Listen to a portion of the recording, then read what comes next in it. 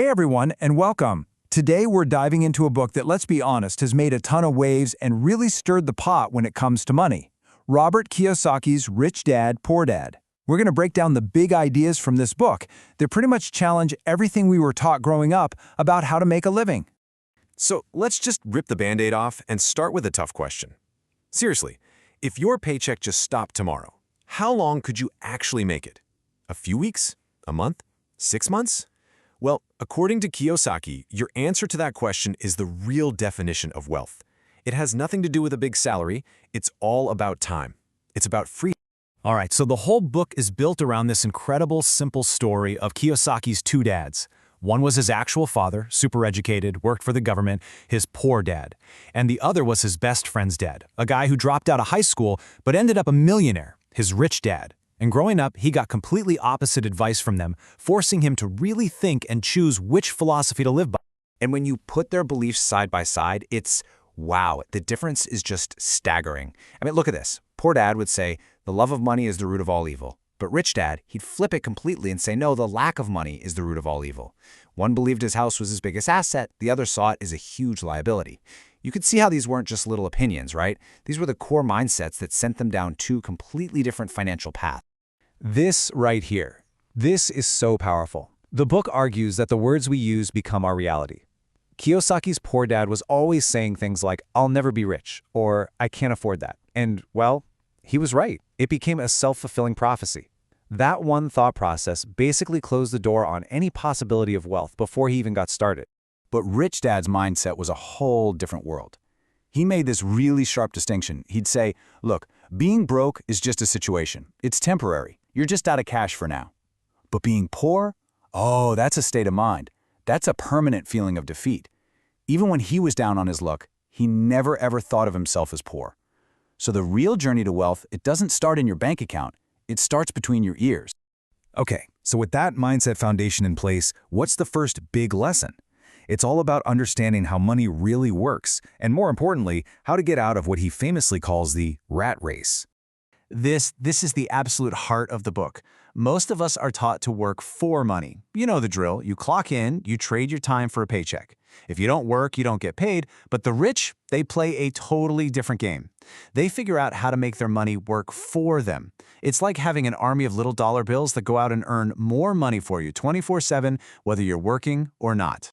And that first way of thinking, working for money, is exactly what gets you stuck in the rat race.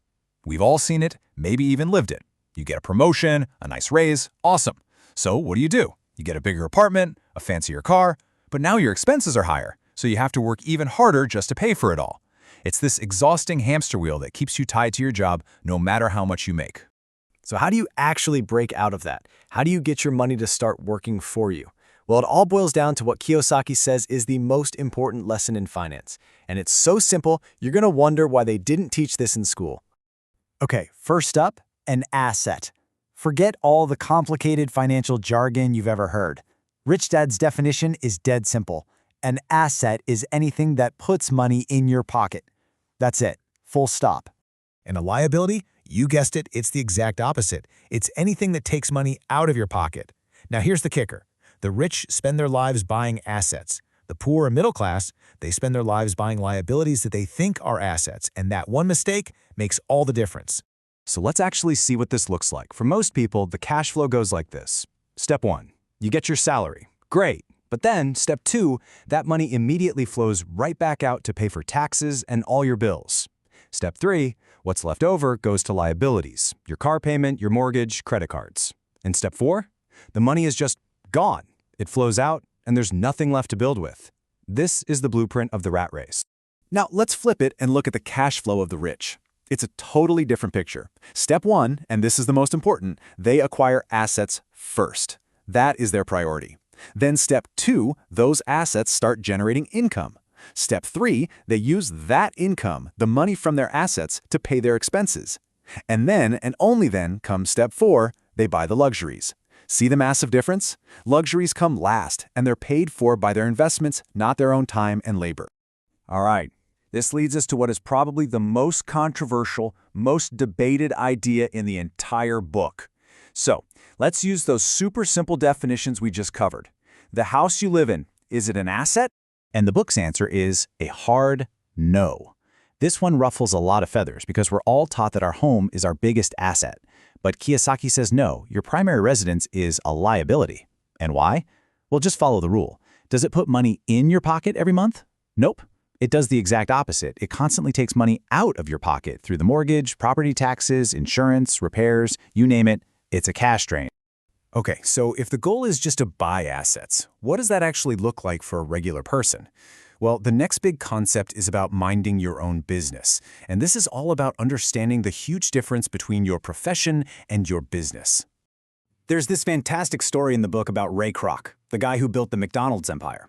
If you asked him what his business was, you'd think he'd say hamburgers, right? But he would tell people, my business is not hamburgers. My business is real estate.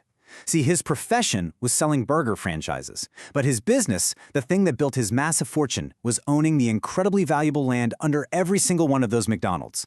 Your job pays the bills. Your business is what builds your wealth. So your business is really just your asset column. The whole game is to take money from your profession and use it to buy things that generate more money. This could be anything: rental properties, stocks that pay you dividends, maybe some bonds. Or it could be intellectual property like royalties from a book or a patent. The idea is you keep your day job to pay the bills, but you start minding your own business on the side, building that asset column piece by piece.